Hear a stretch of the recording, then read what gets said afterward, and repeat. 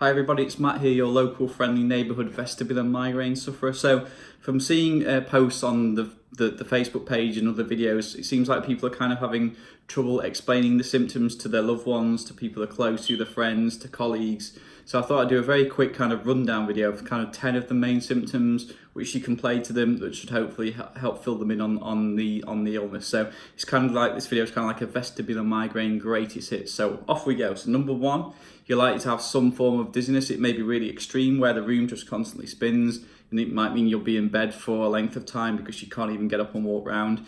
Or it may be more subtle where it feels kind of like when you're walking around, it doesn't feel quite right, you feel off balance, and you maybe feel like you're kind of like walking on foam and not very stable. So two, you'll experience visual changes. So I've had something called, what do we call it? Visual snow. So it kind of almost feels like when you're looking, it's kind of like you're looking at one of those old TVs when all the static comes on. And you will also experience with your vision what we term motion sensitivity. So it's when motion around you or on TV, for example, either is uncomfortable or it looks too fast or too slow. Again, it's very hard to describe.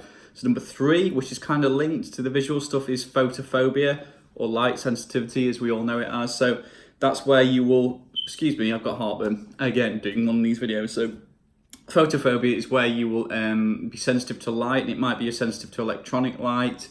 So that might be the office light, the supermarket light's really terrible for me, I hate that. Or it maybe you get that when you go outside, it's just really uncomfortable, but it's actually common that to actual regular migraine. So it's kind of that's kind of one of the symptoms they tend to use to really swing your diagnosis down the direction of vestibular migraine. So then we're on to number four.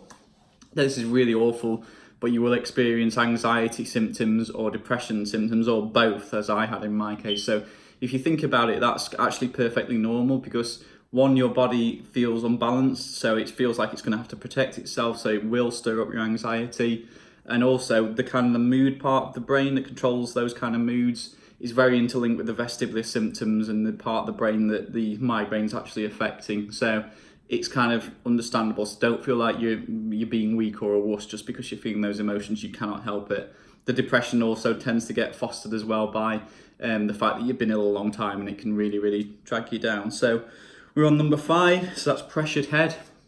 A weird one to describe, but it's not like a regular headache. It's kind of like a feeling that your head's full, or that it might even tingle. I get like a sensation on my left hand side, and it kind of tingles, and it makes me feel like I want to drill a hole in my head and let the pressure out. Don't do that, by the way, that's not recommended by doctors, but yeah, a very strange one. So six, I seem to have problems breathing. This came on with vestibular migraine, so I assume it's linked, probably because it's the central nervous system that's affected. So I kind of feel like I'm trying to breathe underwater. If you've ever been in the bath or swimming and all that water gets around you, it makes it hard to breathe, doesn't it? It makes it hard to, the pressure on it. And that's what I get, and it just can come on me. I'm not really doing anything, and I could be sat down and it comes on me. Seven, fatigue. So if you think about it, this is obvious, you will be more tired. Your body's having to work harder to maintain a balance. If you throw in the anxiety, if you throw in the perhaps you're having sleepless nights, you're bound to feel fatigued, and that can last quite a long time as well. So even when you get past the worst of it, it may be that you still feel fatigued at night and have to go to bed a little bit earlier. I'm going to bed quite early at the moment, and I feel no shame about that at all. So eight, the weirdest symptom that goes with this illness is derealization. So what is that? Well, I would describe it as a sensation that you feel drunk and you kind of got drunk without any of the fun bits. So actually going out and having a good time. So it feels like you're kind of almost like a step away from reality. I once described it, I think, to Amy, that it's almost a bit like your soul, your spirits come out of your body and you're watching yourself, a near-death experience. So very, very bizarre, hard one to explain. I've done another video on that, check it out. 9, brain fog. So this is common with normal migraines. It's where kind of like your thinking is just not as sharp as it normally is. You get kind of like a little bit confused, or that things don't sink in. It might take you a little bit longer to read something or to do something at work, for example. Brain fog is very common in vestibular migraine as well as other migraine. I'm nearly out of time, so I'm on my last symptom, and that's twitching. So again, thinking about it, your central nervous system's affected.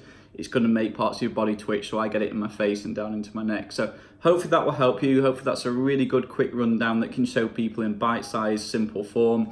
So I hope you all have a good day. Hope you're getting through. I'm off to see my mum now because I'm on leave today. So remember, as you were, you'll be again. Cheers. See you soon. Matt.